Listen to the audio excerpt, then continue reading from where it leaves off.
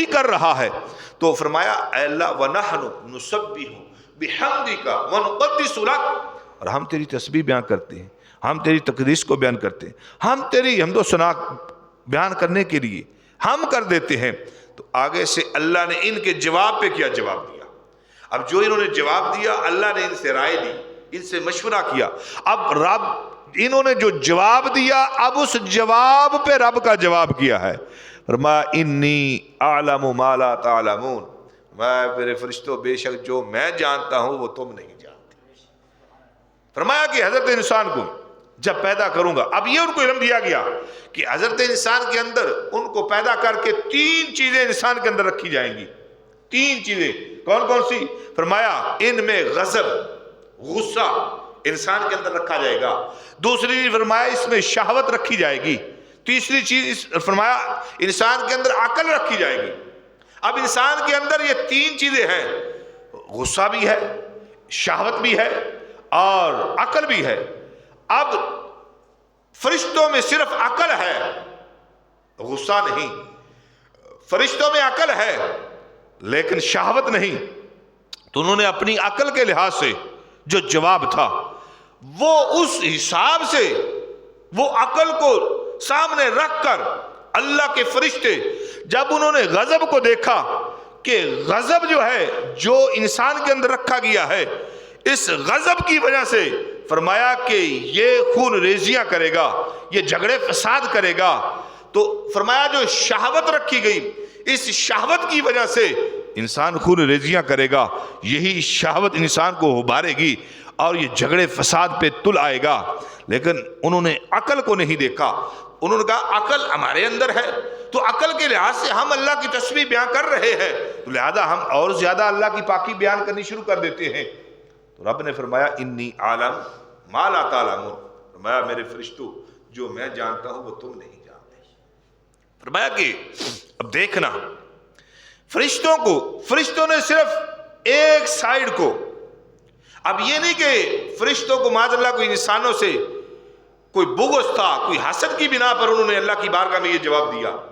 حسد نہیں تھا، بغض نہیں تھا حضرت انسان سے صرف، لیکن انہوں نے عقل کو دیکھا، ہر پہلو کو، عقل کو الگ دیکھا، شہوت کو الگ دیکھا اور غضب کو الگ دیکھا. غضب کی بنا پر وہ کہہ رہے تھے کہ حضرت انسان جو ہے وہ خون ریزیاں کرے گا. شہوت کی بنا پر وہ کہہ رہے تھے کہ حضرت انسان کے اندر شہوت رکھی گئی ہے تو شہوت کی وجہ سے اللہ کی نافرمانیوں پہ اتر آئے گا.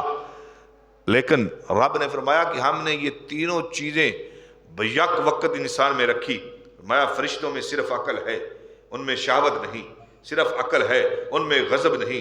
فرمایا کہ انسان کو کھانے کی بھی ضرورت ہے، پینے کی بھی ضرورت ہے، انسان کے بچے بھی ہوں گے، اولادیں بھی ہوں گی، ماں باپ بھی ہوں گے، بہن بھائی بھی ہوں گے، سب کچھ ہوگا، عقل بھی ہوگی. فرمایا لیکن عقل دے کر فرمایا جو انسان بن کر عقل دی ہی ہم نے اس لیے ہے کہ یہ عقل اگر غالب آ جائے گی غضب پر، عقل غالب آ جائے گی شہوت پر تو یہی انسان فرشتوں سے اعلیٰ ہو جائے گا، یہی انسان مقدس ہو جائے گا، یہی اللہ کا برگزیدہ ہو جائے گا.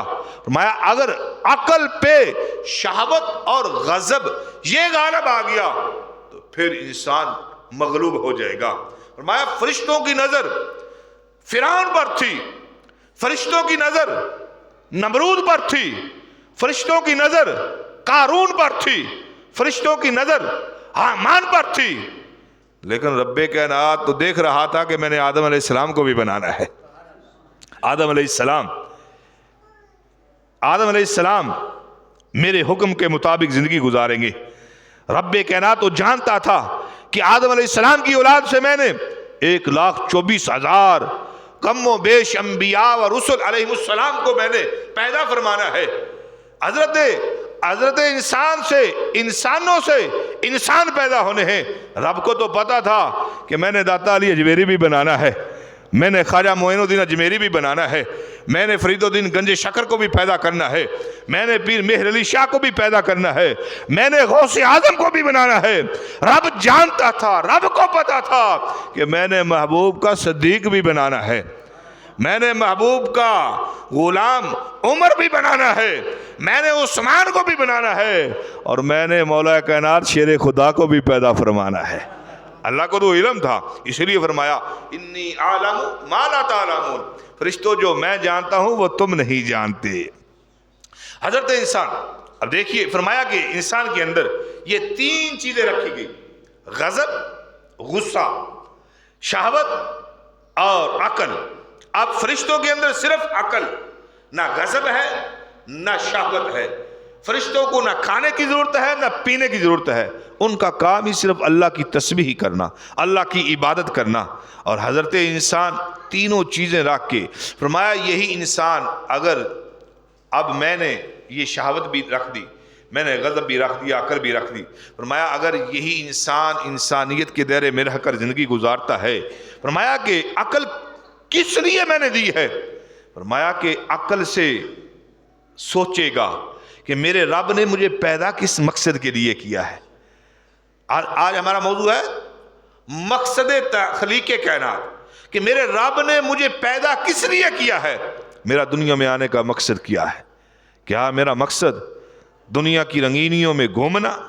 کیا میرا مقصد دنیا میں اپنا پیٹ بھر کے سو جانا، اپنے آپ کی خیر خواہ، اپنے پڑوسیوں کی حقوق کو پامال کرنا؟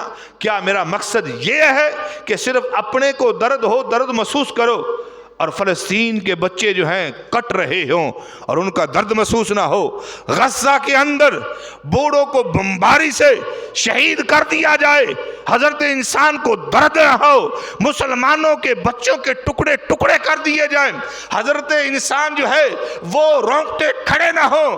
فرمایا حضرت انسان کو پیدا اس لیے کیا ہے، فرمایا بیٹھا پاکستان میں ہو اور ادھر تڑپ رہا ہو کشمیر کے اندر اور ادھر تڑپ رہا ہو فلسطین کے اندر، تو فلسطینیوں کا درد جو ہے پاکستان میں بیٹھنے والا مسلمان جو محسوس کرے گا، فرمایا اس کو ہم اپنے پاس سے فضیلتیں عطا فرمائیں گے۔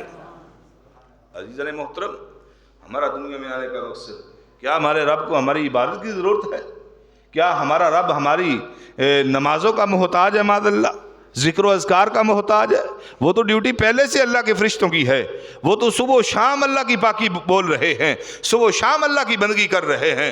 لیکن حضرت انسان کو جو پیدا کیا گیا، انسانیت کا درد دے کر بھیجا گیا، عقل دی گئی۔ فرمایا انسان تیرے اندر شہوت بھی ہم نے رکھ دی ہے، تیرے اندر غصہ بھی ہم نے رکھ دیا ہے، اب اگر تیرے غصے پہ تیری عقل وہ غالب آ گئی، تیری شہوت پر تیری عقل غالب آ گئی، تو نے سوچا کہ میں نے رب کی بارگاہ میں حاضر ہونا ہے۔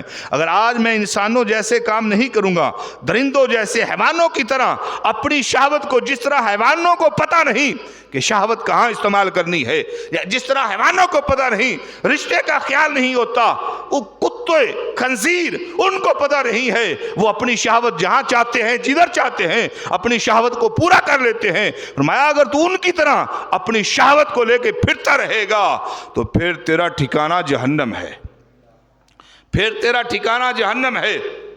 اگر تو اپنی شہوت کو کنٹرول میں رکھ کر، تجھے پتہ ہوگا عقل میں نے اسی لیے دی کہ یہ شہوت نکالنے کی جگہ ہے، یہ حلال ہے، یہ حرام ہے، یہ جائز جگہ ہے، یہ ناجائز جگہ ہے، اس جگہ میں نے غصہ کرنا ہے، اس جگہ میں نے غصہ نہیں کرنا، عقل میں نے اسی لیے دی ہے۔ اگر تیری عقل تیری شہوت پر، تیرے غصے پر غالب آ گئی، فرمایا میں تجھے جنت کا مہمان بنا دوں گا، جنت کا مہمان تجھے بناؤں گا، میں نے جنت بنائی ہی تمہارے لیے ہے۔ تو عزیزان محترم دیکھیے آگے خالق کائنات جل شانہ نے فرمایا انی اعلم ما لا تعلمون۔ اب یہ انسان کی آزمائش ہے، انسان کے اندر یہ چیزیں رکھ کر انسان کو آزمایا گیا باقاعدہ۔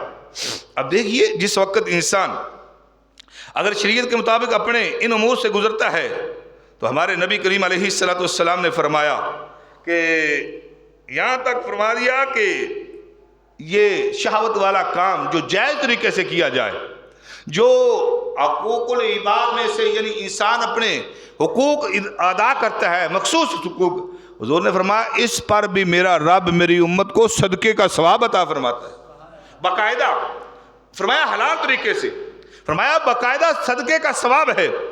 یہ انسان کی آزمائش ہے۔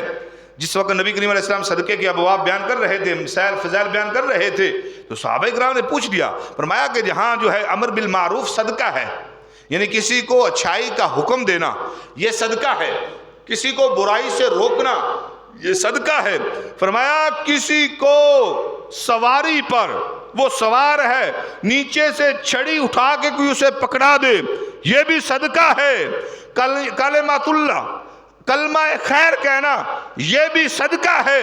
یہاں نبی کریم علیہ السلام نے ساتھ یہ بھی بیان فرمایا کہ وَفِي بُضْعِ أَحَدِكُمْ صَدَقَةٌ، فرمایا تمہاری شرمگاہ جو ہیں ان پہ بھی صدقہ ہے۔ جس وقت حضور علیہ السلام نے یہ چیز بیان کی تو صحابہ نے پوچھ لیا کہ یا رسول اللہ صلی اللہ علیہ وسلم کہ یہ جو شرمگاہ والا صدقہ آپ نے بیان کیا ہے، یہاں تو خواہش پائی جاتی ہے، انسان کی خواہش ہے، تو یہ انسان کے جو جی کر رہا ہے وہ اس کو پورا کرنے کے لیے اپنی خواہش کو پورا کر رہا ہے، تو اس میں صدقہ کیسے ہے؟ تو پیارے آقا علیہ السلام نے کیا جواب دیا؟ حضور نے فرمایا میرے صحابہ بتاؤ، اگر یہی انسان حرام طریقے سے اپنی خواہش کو، شہوت کو پورا کرے تو کیا اس کو عذاب ہوگا کہ نہیں؟ اگر حرام طریقے سے، ناجائز طریقے سے اپنی خواہش کو، شہوت کو پورا کرتا ہے تو کیا اس سے عذاب ہوگا کہ نہیں؟ عرض کی ہوگا یا رسول اللہ۔ فرمایا اگر حرام طریقے سے خواہش پورے کرنے پہ عذاب ہوتا ہے تو حلال طریقے سے خواہش کو پورا کرنے پر رب کائنات اجر و ثواب عطا فرماتا ہے۔ تو عزیزان محترم، ہمارا دین، ہمارا اسلام، یہ انسان کو کسی جگہ بھی اس نے انسان کو کمزور نہیں پڑنے دیا، دین اسلام نے ہر جگہ پہ انسان کو عظمتیں عطا فرمائی ہیں۔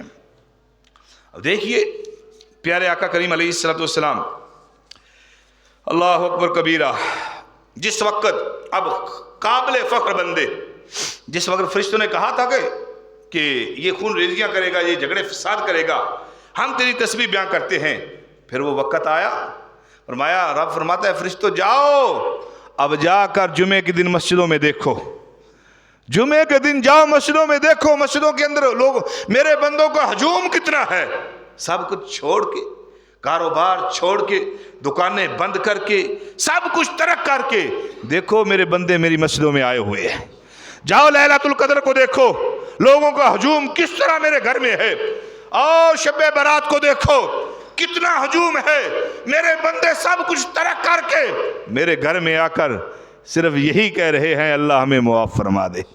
فرمایا کہ میں نے انسان کے اندر شہوت بھی رکھی، میں نے انسان کے اندر جو ہے غصب بھی رکھا، میں نے انسان کے اندر عقل بھی رکھی، اس کے باوجود انسان سب کچھ چھوڑ کے، فرشتوں تمہارے اندر یہ چیزیں نہیں ہیں، تم صرف میری بندگی کر رہے ہو، میں نے انسان کے اندر یہ تینوں چیزیں رکھی ہیں، اس کے باوجود انسان اپنی مصروفیات کو ترک کر کے، ان کو چھوڑ کے میرے گھر میں آ کے بیٹھا ہے، میرا ذکر سن رہا ہے، میرے محبوب کا ذکر خیر ہو رہا ہے، وہ سن رہا ہے اور رونگٹے کھڑے ہو رہے ہیں، ایمان کو تازہ کیا جا رہا ہے، امر بالمعروف ہو رہا ہے، نہی عن المنکر ہو رہا ہے۔ فرشتوں دیکھو، جن کے بارے میں تم کہتے تھے یہ خون ریزیاں کرے گا، تمہاری نظر خون ریزیوں پہ تھی، میری نظر ان کی نیکیوں پر تھی، میری نظر ان کی فرما برداریوں پہ تھی کہ سب کچھ چھوڑ کے میرا بندہ میرے گھر میں آئے گا۔ تو عزیزان محترم، فرمایا میرے فرشتوں بتاؤ، جس وقت میں اپنے بندے سے اس کا کسی کا بھی بیٹا لیتا ہوں، جب باپ بوڑھا ہوتا ہے، جوان بیٹا اس کے سامنے آنکھیں بند کرتا ہے، جب بھائی اوپر چارپائی پہ کھڑا ہے اور جوان بھائی چلا جاتا ہے، فرشتوں بتاؤ جا کے دیکھو نا اس وقت میرے بندے کیا کہتے ہیں۔ فرشتے جا کے بتاتے ہیں، اللہ کو ضرورت تو نہیں پوچھنے کی، لیکن کس لیے بھیجا کہ جو یہ انسان، یہ فرشتہ کہتا تھا کہ یہ خون ریزیاں کرے گا، اللہ کی بارگاہ میں جا کے فرشتے عرض کرتے ہیں مالک وہ تو کہہ رہا ہے انا للہ و انا الیہ راجعون، انا للہ و انا الیہ راجعون کہہ رہا ہے کہ جس کا بیٹا جوان جو ہے، جو اس کے پورا زندگی کا ارمان، جو اس کے دل کا سکون، جو انسان کے دل کی دھڑکن تھی، بابا بوڑھا ہو گیا ہے اور زندگی کا جو ہے سارا دار و مدار اس بچے پہ ہے، جوان پہ ہے. اب باپ کے سامنے بیٹا جوان چلا گیا, بھائی کے سامنے بھائی جوان چلا گیا, بیٹے کے سامنے باپ چلا گیا, اور اس کی زبان سے کلمہ یہی نکل رہا ہے انا للہ و انا الیہ راجعون. میں فرشتوں بتاؤ اب میرا بندہ کیا کہتا ہے؟ فرمایا عرض کی اللہ, وہ کہہ رہا ہے انا للہ و انا الیہ راجعون, کہ ہم اللہ کا ہی مال ہے, اللہ کی طرف ہی ہم نے لوٹنا ہے. اللہ فرماتا ہے پھر فرشتوں بتاؤ ایسے بندوں کو میں کیا صلہ عطا فرماؤں کہ جو میری رضا پہ راضی ہیں, سب کچھ ان میں موجود ہے, شہوت میں نے رکھی ہے, غضب غصہ میں نے رکھا ہے, عقل میں نے رکھی ہے, تو اس کے باوجود وہ یہ کہہ رہا ہے. تو فرشتوں لہذا انسان کو غضب بھی دیا, شہوت بھی دی, لیکن اللہ کی دی ہوئی عقل سے اس نے جھنڈا لہرایا تو خالق کائنات نے وعدے کر دیے. فرمایا جو اس طرح زندگی گزارے گا میں اپنے ان بندوں سے جنت کا وعدہ کرتا ہوں کہ ایسے بندوں کو میں جنت عطا فرماؤں گا. تو عزیزان محترم, یہ خالق کائنات کی طرف سے انعام ہے. یہ اللہ رب العالمین جو ہے اس نے انسان کو پیدا کر کے انسان کو جو زندگی گزارنے کا اصل حقیقی مقصد ہے, فرمایا وما خلقت الجن والانس الا لیعبدون. اے حضرت انسان, میں نے صرف تجھے اپنی عبادت کے لیے پیدا کیا. میں نے انسانوں اور جنوں انسانوں کو صرف اپنی عبادت کے لیے پیدا کیا. اب حضرت انسان کیوں نہیں رب کے حکم پہ لبیک کہتا؟ ہمارا مقصد دنیا میں آنے کا کیا ہے؟ ہمارا مقصد فقط آنے کا یہی ہے کہ ہمارا رب راضی ہو جائے, رب کا محبوب خوش ہو جائے. تو اگر ہم نے اپنے مقصد کو پس پشت ڈال دیا تو پھر فرمایا کہ حدیث مبارکہ کے اندر آتا ہے اللہ اکبر کبیرہ, نبی کریم علیہ السلام نے فرمایا کہ جس وقت انسان جو ہے وہ اپنی زندگی کے شب و روز گزار رہا ہے تو بنی آدم کی تخلیق کے لحاظ سے 3 قسمیں ہیں. بنی آدم کی تخلیق کے لحاظ سے, یعنی انسان کی تخلیق کے لحاظ سے 3 قسمیں ہیں. یہاں پر نبی کریم علیہ السلام نے ذکر فرمایا الا ان بنی آدم خلقوا علی طبقات شتى. فرمایا کہ اللہ رب العالمین نے بنی آدم کو کئی طبقات پر پیدا کیا, کئی قسمیں بیان کی, اور مقصد ان کا ایک ہی ہے. طبقات مختلف, مقصد ایک. اب پہلی قسم کیا ہے؟ فرمایا کہ ایک انسان وہ ہے فَمِنْهُمْ مَنْ يُولَدُ مُؤْمِنًا وَيَحْيَا مُؤْمِنًا وَيَمُوتُ مُؤْمِنًا. ایک وہ انسان ہے جس کو مومن ہی پیدا کیا, مومن ہی جوانی میں گزری, حالت ایمان ہی کے ساتھ زندگی گزری, اور مومن ہی دنیا سے چلا گیا.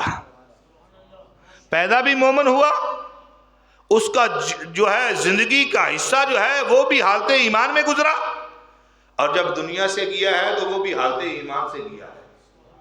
کتنا خوش نصیب ہے یہ انسان کہ جو مومن ہی پیدا ہوا, ایمان کی زندگی ہی گزاری, اور ایمان کی حالت میں دنیا سے چلا گیا. فرمایا کہ اس کا ہر لمحہ ولادت سے لے کر موت تک کا وہ حالت ایمان میں گزرا ہے.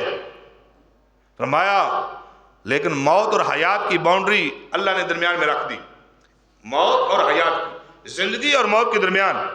اب یہ ساری زندگی ولادت اور موت کے درمیان جو حیات ہے, تو آقا علیہ السلام نے فرمایا ایک بندہ ایسا بھی ہے جو پیدا بھی مومن ہوا, پھر زندہ رہا تو مومن رہا, پھر وفات ہوئی تو حالت ایمان میں ایمان سلامت لے کے گیا.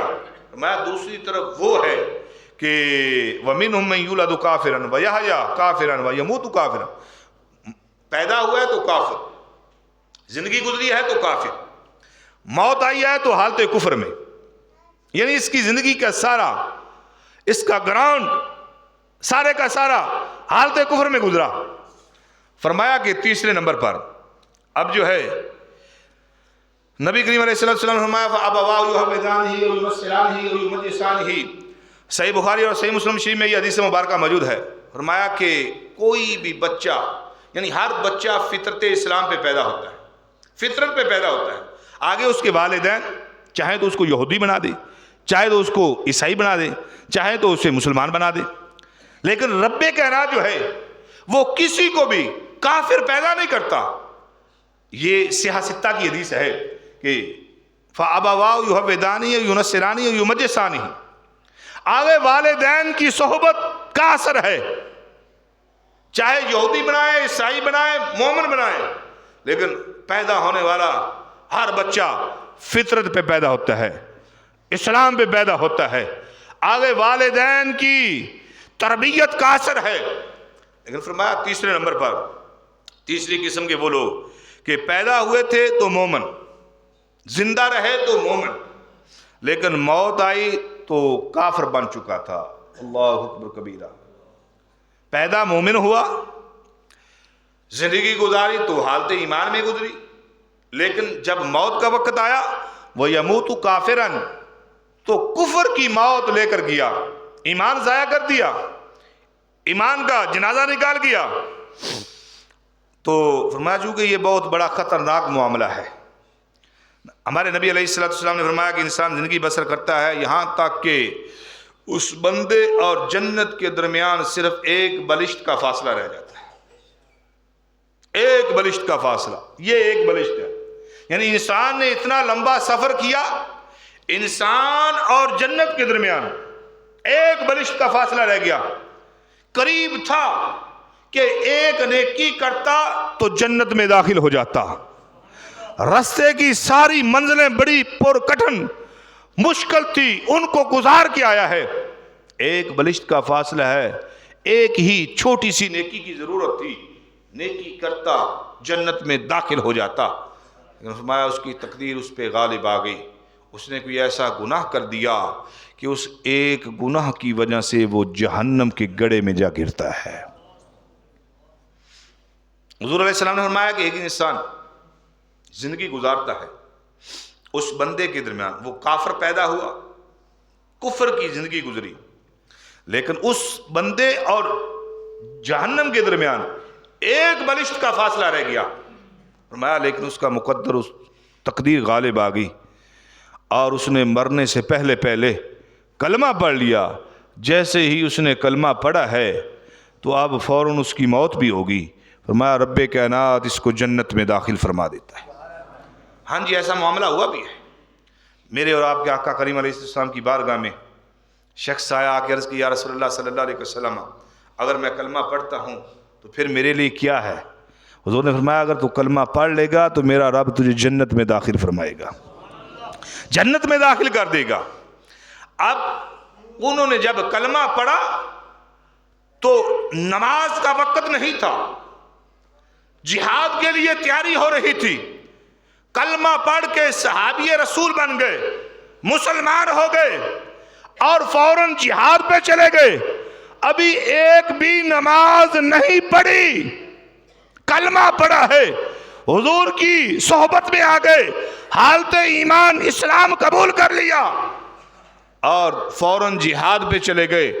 اور جیسے ہی جہاد پہ گئے رب کائنات نے ان کو شہادت کا مرتبہ بھی عطا فرما دیا، شہادت مل گئی۔ آقا کریم علیہ السلام نے فرمایا میرے غلاموں، یہ میرا غلام سیدھا جنت میں چلا گیا ہے۔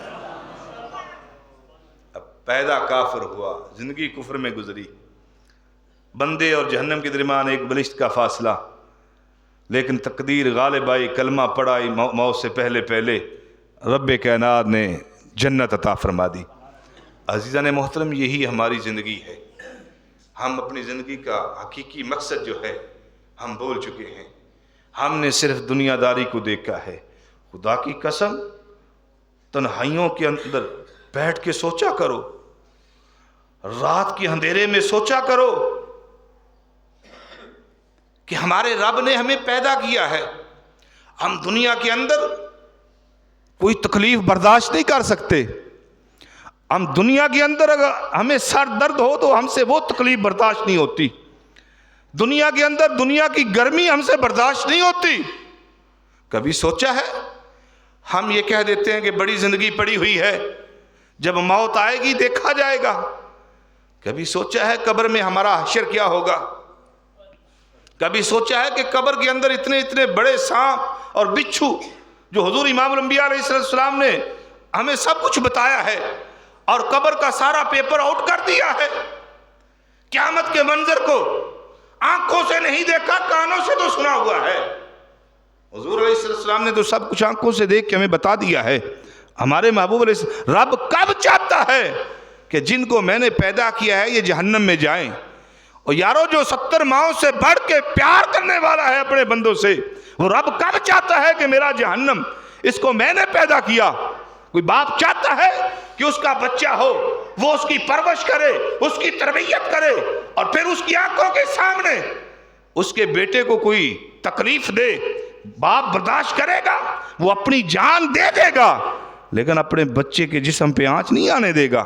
رب کب چاہتا ہے کہ میرے بندے جہنم میں جائیں؟ انہوں نے فرمایا اَيَحْسَبُ الْإِنسَانُ أَن يُتْرَكَ سُدًى، کیا انسان یہ سمجھتا ہے کہ ہم نے اس کو بے مہارا آزاد چھوڑ دیا ہے؟ فرمایا حضرت انسان، تیرا دنیا میں آنے کا ایک مقصد ہے، تو نے اگر اس مقصد کے پیچھے اس کے مطابق زندگی نہ گزاری، یہ دنیا کی رنگینیاں، یہ دنیا کی محبتیں، دنیا کے اندر یہ ہمیشہ کی زندگی نہیں۔ اب دیکھیے، یہ دین پر استقامت کی دعا کرتے رہنا چاہیے۔ میں 5 نمازیں پڑھوں، میں روزے رکھوں، میں تہجد پڑھوں، تو مجھے تقوی کا حیضہ ہو جائے، میں یہ سمجھوں کہ مجھ سے بڑھ کے کوئی نیک نہیں۔ نہ، کبھی بھی ہمیں اپنی عبادت پہ گھمنڈ نہیں کرنا چاہیے۔ دین پر استقامت کی ہر وقت دعا کرتے رہنا چاہیے۔ جامع ترمذی کے اندر یہ روایت موجود ہے، میرے اور آپ کے آقا علیہ السلام یہ دعا مانگا کرتے تھے، یا مقلب القلوب ثبت قلبی علی دینک، اے اللہ، اے دل بدل دینے والے، میرا دل اپنے دین پہ ثابت رکھنا۔ یہ آقا کریم علیہ السلام، اب یہ حضور نے جو دعا مانگی ہے تو یہ ذہن میں رکھیے، یہ اپنے لیے نہیں، حضور نے تعلیم امت کے لیے مانگی ہے۔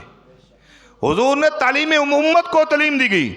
اور آج کا کوئی انسان ہوتا بظاہر کلمہ پڑھنے والا اور ادھر سے یہ کہتا کہ دیکھو کہ نبی علیہ السلام کو تو اپنے دل کے بارے میں پتہ نہیں کہ میرے یہ دعائیں اور میں نے خود سنا ہے، مولویوں کی باتیں سنی ہیں، لوگوں کے اندر تقریریں کر رہے ہیں کہ دیکھو، کہتے ہیں کہ حضور کو کل کی خبر ہے، حضور کی دیوار کے پیچھے کا علم ہے، سرکار کو قیامت تک کا پتہ ہے۔ نبی تو وہ ہیں جو اپنے بارے دعا مانگ رہے ہیں، یا مقلب القلوب ثبت قلبی علی دینک۔ میں نے اپنے کانوں سے سنا ہے، ممبروں پہ بیٹھ کے ایسی تقریریں اور ایسا طریقہ اور ایسا رویہ جب عوام کے سامنے بیان کیا جائے گا، عوام آگے سے کیا سبق لے گی؟ عوام کے دلوں سے حضور کی محبت نکلے گی یا حضور کی محبت پیدا ہوگی؟ اللہ کے فضل سے سنی کا وہ اسٹیج اور وہ ممبر ہے کہ جس سے ہر وقت حضور کی محبت کی ہی خوشبو آتی ہے۔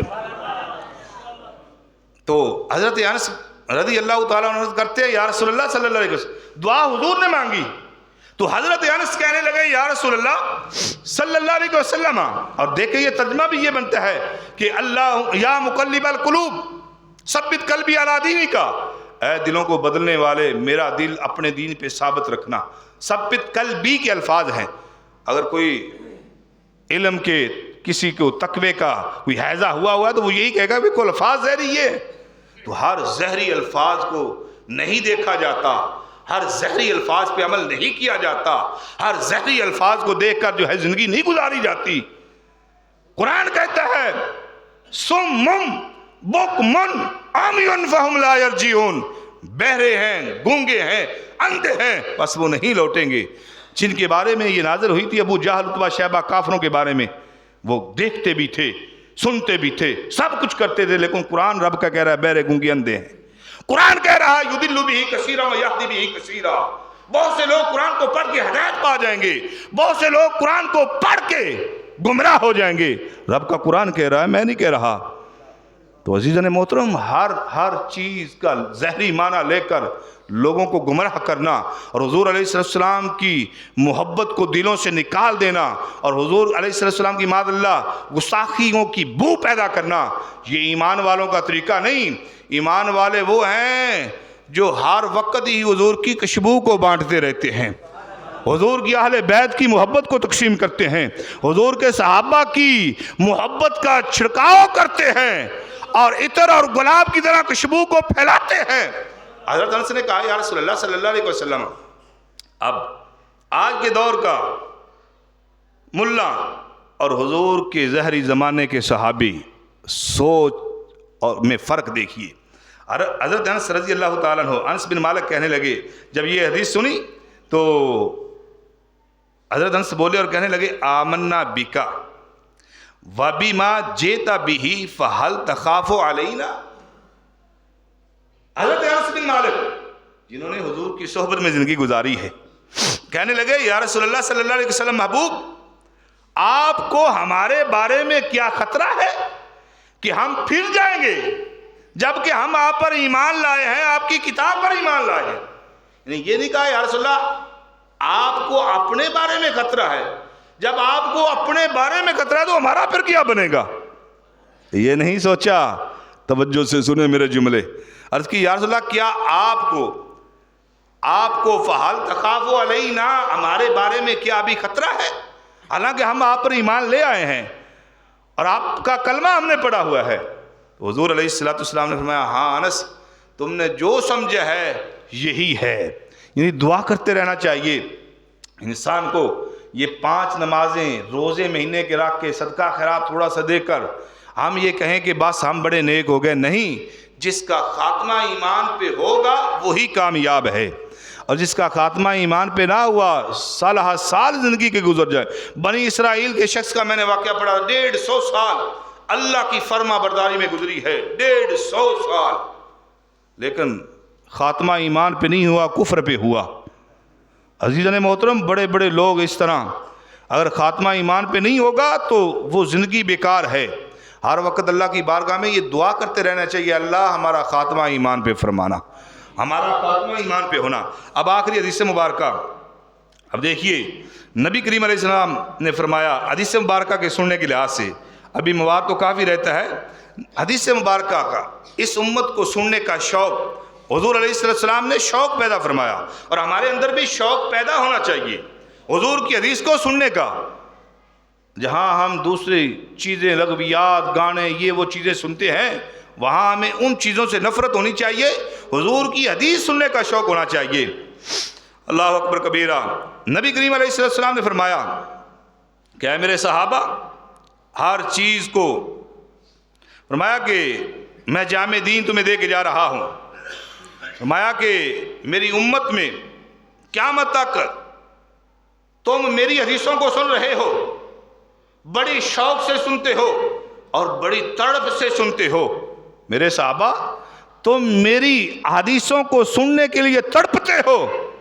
کب محبوب بولتے ہیں لب کھولتے ہیں اور موتی حضور کی لبہائے مبارک سے نکلتے ہیں، اور صحابہ تم ان کو چنتے ہو.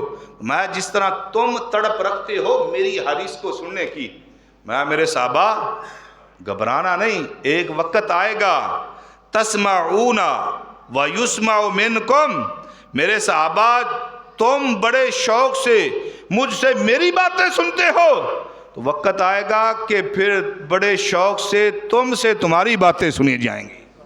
یعنی تم سے بھی میری باتیں سنی جائیں گی.